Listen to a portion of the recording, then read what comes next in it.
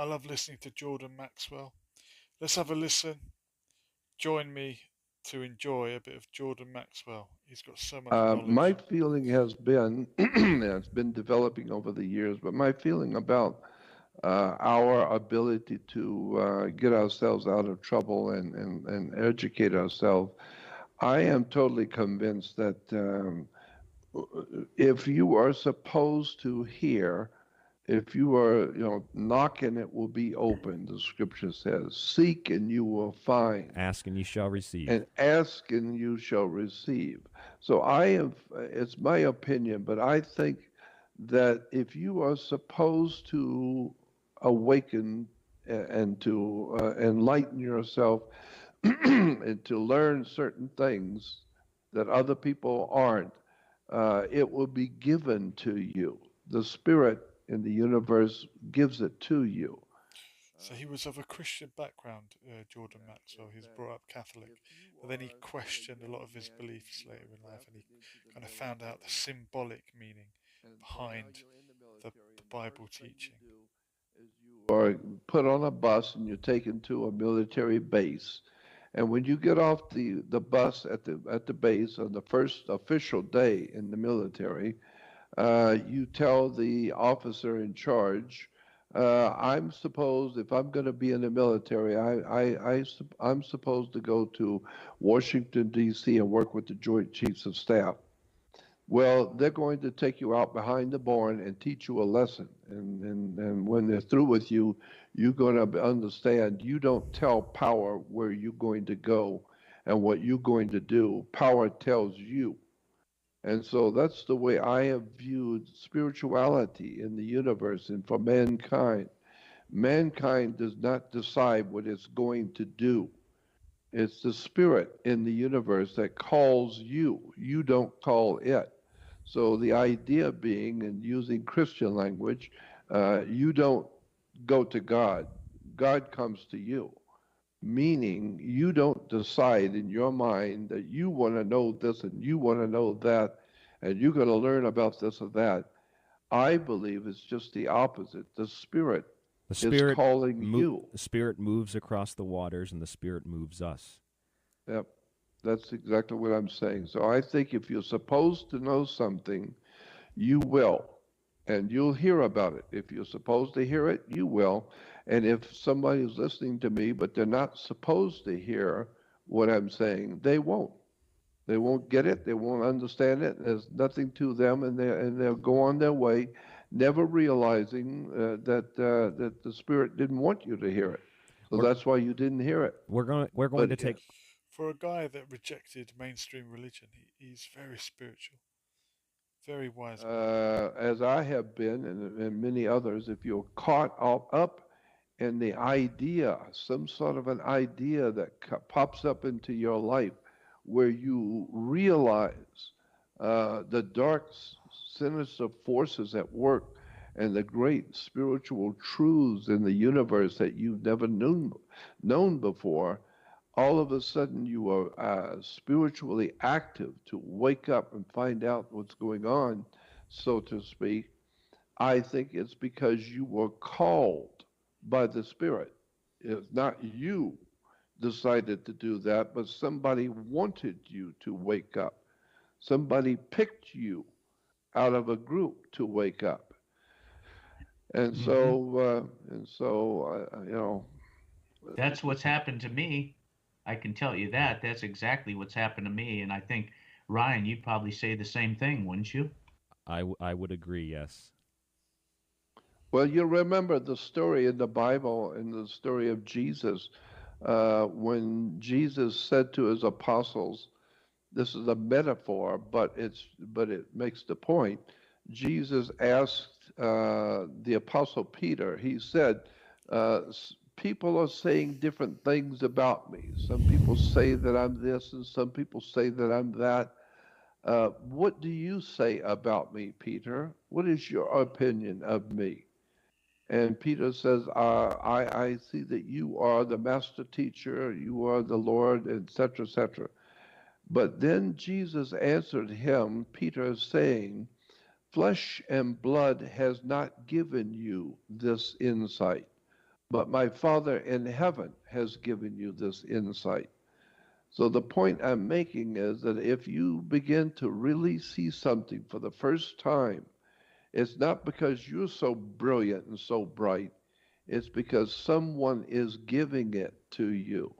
It's as if there's a higher power in the universe, a higher intelligence, and it sees you and it equates what you're doing with your intelligence and your sincerity. And if you really want to know and you're really asking, then somehow, some way, you will begin to wake up to the information you are looking for, and it is given to you.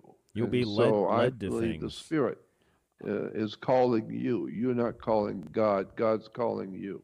I've been led to things since day one in radio. I've always called it synchronicity, even before I knew anything about the way that people use that word and relate it directly to Jung. I've always thought that things are just, they're presented. And I've never prepared a radio show in 7 going on 8 years now. It just intuitively, it might happen the night before, it might happen a week before. Sounds it like just my comes. channel. That's exactly what I'm saying. And with me, it was I had always questioned things, and I was led to David Icke, and David Icke started my journey of just an incredible. It was like a track meet. All of this information just started coming at me from all different directions. We know David Icke. Just meeting Ryan a couple of years ago, that had to be some type In of some a very synchronistic way. That was so interesting. Yeah, and then our path leads to getting the opportunity to talk with you, Jordan. So it's pretty interesting, and I think you're onto something there, because I've had that same feeling where information is brought to me in timely fashion for whatever reason. That's right. And a timely fashion. Little by little, you are guided. You're guided to where you're supposed to go, wherever the great divine presence in the universe that men have called God, whatever that is, whatever that divine intelligence in the universe is, it picks you. There's a big difference between a disciple and an apostle. A disciple is one who studies the work of another person and another person's discipline. And so if you pick someone that you like and someone who's caught your attention, and you really start studying what he's doing or what he's saying, then you are a disciple, because you are disciplining your mind to follow his discipline. And so you are then referred to as a disciple. But the word apostle means something different in the Greek language. It simply means one who is called out. You're an apostle if you are one who is called out. The idea being, for instance, if you were standing on a field, a rapt attention in the military, and there's 200 of you standing in a rapt attention, and you're waiting for the general to come, and the general drives up, five-star general pulls up in his Jeep and gets out, everyone's standing at attention. And he walks around and just surveying and looking at everybody and surveying the situation. And then he points to you, points directly at you and says, you come here and go over there and sit, and I will talk with you later. And he points at you and says, come here. Now that act of the powers that be picking you, you are at that point, the Greek word is an apostle. So a disciple is one who picks the teacher. An apostle is the teacher picks you. Jordan, we're going to pause for just a moment. We have a caller on the line, 501 area code. Can you tell us your first name and where you're calling from? You're on with Jordan Maxwell. Hey, Ryan, it's Joe Roop. Hey there, from, Joe. Arkansas. Hey, Jordan and Jack, Mr. Maxwell, I highly respect your work. I know you're one of the people that was revealing this information way before it became popular on the web, I guess you could say. While I was waiting on the phone, I think my question got answered.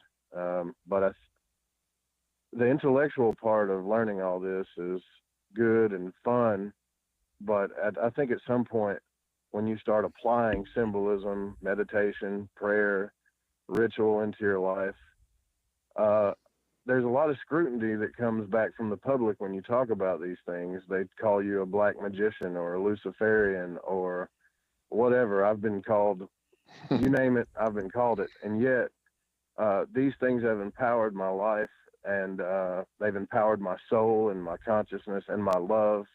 And I even spoke to Lon Milo Duquette and asked him the same question because I was insecure about it. And he asked me, would you trade the consciousness that you have now for the consciousness that you had then? And I said, well, absolutely not. And yet, the world tends to make me feel like I'm an evil person because I practice certain prayers, meditations, and rituals, so to speak.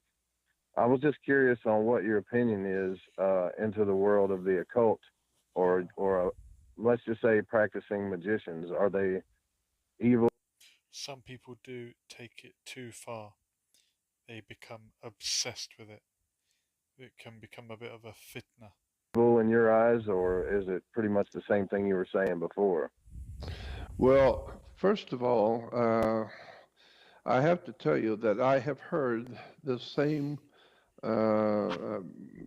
idea expressed virtually daily because I do radio shows almost every day, and I have heard so many people over the years tell me the same thing, that because I am involving myself in certain prayers and doing the kind of research and study I am doing, that I'm losing my friends, my family's broken up, or my wife left me, or my friends, and I've been fired from my job and whatever.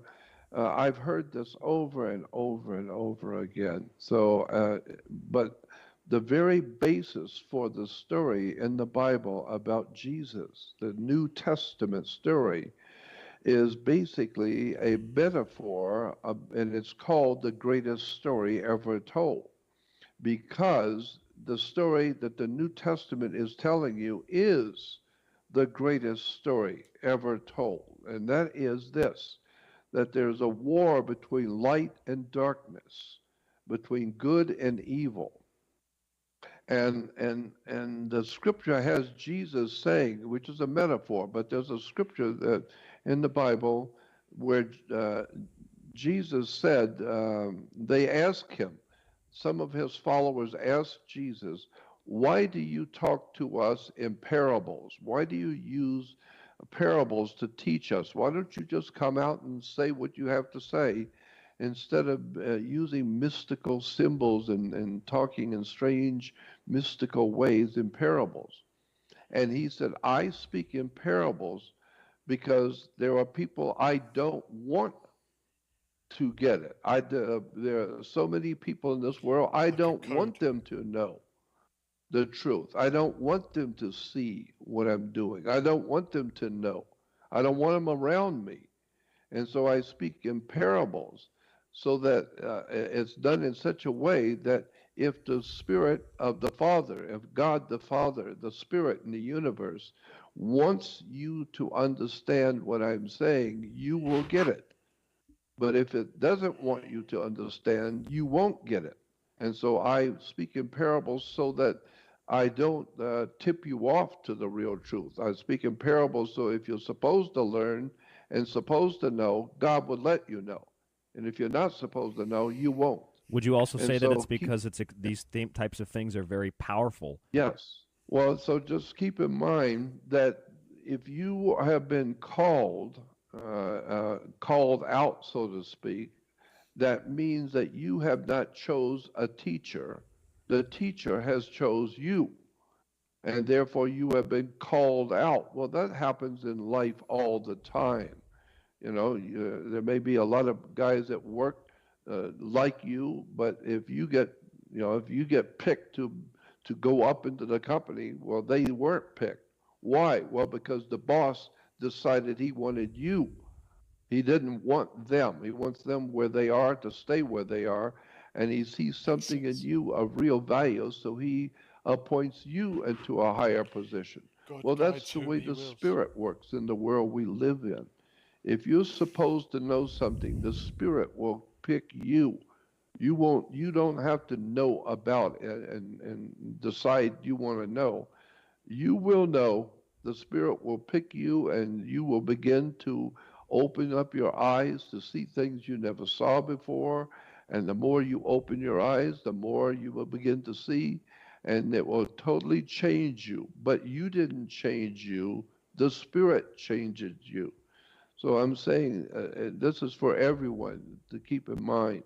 When you have been picked to spiritually evolve to another world of knowledge, to a deeper and darker world of understanding and spiritual knowledge, the people around you are not going to be very happy with you. I mean, that's what it says in the Bible. It says if you have been picked, the people that you used to run with are not going to like you. They're not going to associate with you. Your wife is not going to understand you. Your kids are not going to understand what you're talking about. And now you're going to wake up to what it's like to be spiritually awake and alive in a world that is totally dark and has no knowledge of anything spiritual at all, and therefore they think you are the fool. Well, here's another example. If you are a normal, regular human being with an average intelligence, and you go on a vacation to a foreign city, and in that city there's a large mental health or an insane asylum for the mentally handicapped, and you go to that place just for a visit. As you're walking through this mental asylum, all the people there know each other, and they're always arguing and yelling at each other, and there's all kinds of discord going on. But everybody who's arguing with each other, they all remember and know each other. And so they're all happy with the situation, arguing and yelling at each other, but they all know each other, and it's okay. But you don't fit in the picture at all. Nobody there likes you. Nobody there wants to talk to you because you don't fit anywhere. Nobody's ever seen you. They don't know who you are, and they don't like you, and that's it. So don't talk to them. They don't want to hear you. Well, that's the same thing that you're experiencing today. Once you start to wake up and the Spirit is calling you to wake up and become a different spirit, a different person, and beginning to learn things you never knew before, everybody else in this insane asylum that we live in is not going to like you. You don't look like us. You don't even talk like us. You don't think like us. So therefore, we don't like you. We don't want you around. So don't be surprised if, as Jesus said, what they have done to me, they will do to you. If they had listened to me, they would listen to you, but they didn't listen. And And so, so that's Jordan, all I can say is that's what's it, happening with you. in your scenario about the general selecting one of the soldiers or the boss selecting one of the workers to be promoted, that would make sense too, because the others may have a sense of jealousy. And That's exactly right right. after right after my so-called awakening back in 2009, I had a thought come to me when I was meditating, and it kind of ties in with everything you just talked about. The thought that came to me was this: everything I had ever learned would now have meaning. Yeah, oh, of course. And I Because couldn't why? see it Because you now before, have a and it all deeper came, understanding. yeah, it all came together. I started understanding things on a different level, and my whole perspective on life changed.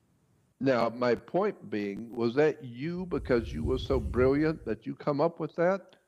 Or did you get that through a spiritual meditation where the thought came to you? Yes, the thought came to me. Yeah. So it didn't you didn't develop it, it came to you. Correct. Yeah, well, that's what I'm talking about. Somebody up higher, we call it God or the divine or whatever you want to call that great spirit in the universe that we know is there. It picked you. Why? Because it knew you.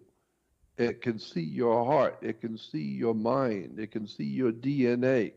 It can see you for who you really are, not who you think you are, and not who everybody else around you thinks you are, but the divine one, which we call God. It knows you, period. From before you were born, it knows your DNA. It knows what you are, what your proclivities are. It knows what your feelings and thinking is. And so, if it decides that it likes you, so to speak, it sees that you are worthy to be given more, and to those who have more, more will be given.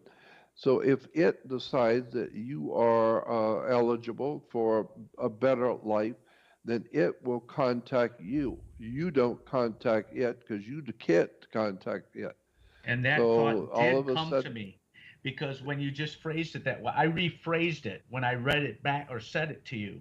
But the actual thought that came to me was everything you have ever learned will now have meaning. It yes, wasn't everything I changed it when I said it the first time, everything I ever learned. No, no, no, no. That's not the thought that came to me, which means to me that it came from another source, that's right. A higher If self. it a if higher it source. emphasized Exactly. you, it wasn't Exactly. you talking. So don't be surprised if you start waking up, awakening to the spiritual world around you that most people do not even know exists. And if you start waking up to your spiritual life and your spiritual needs, and start, thinking in terms of other world knowledge and wisdom, you're going to lose a lot of friends. You're going to lose a lot of people, but you will be in that special group who has been called to know these things. So I don't feel I've missed anything. All the friends that have dropped me and left me because of my work, I don't care. Farewell. I don't need them around me. I'm not about to lower my intellect and my spirituality so that I will have other people like me. I don't need them. I'm not interested in people liking me. I'm interested in truth. And so I know if you are interested in understanding the world you live in, then most people are in their beer drinking and their parties and television and partying. I don't care about losing friends. I want to know, and don't mind paying for it. I So just keep in mind, if you want to know the truth will set you free. I And sincerely agree. That's all that I'm concerned about. David, Truth. yep. But first it'll piss you off. But for, and a And lot of then other second, people you'll lose all your friends. because they're pissed off. Yeah.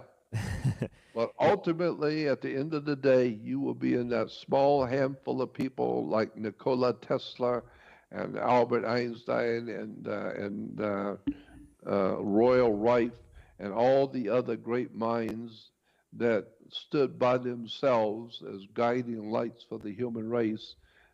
Thank God there are a handful of people who don't mind the ridicule and the persecution, but stand on David their Icke. own by themselves for what they see and what they know. And now, so, when you say, and we're just about out of time, but when you say special, I know that word for some people is going to trigger the ego, and they think, well, I want to be special, so I'm going to do this.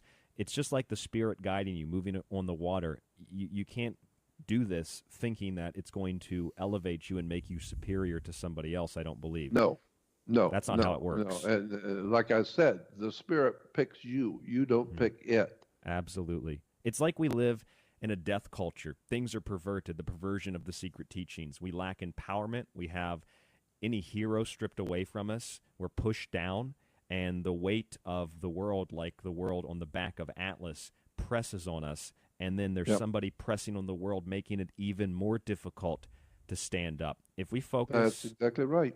I think, Jordan, we focus on intuition, we focus on the heart, we allow experience to take us organically where we need to be and whom we need to be taken to.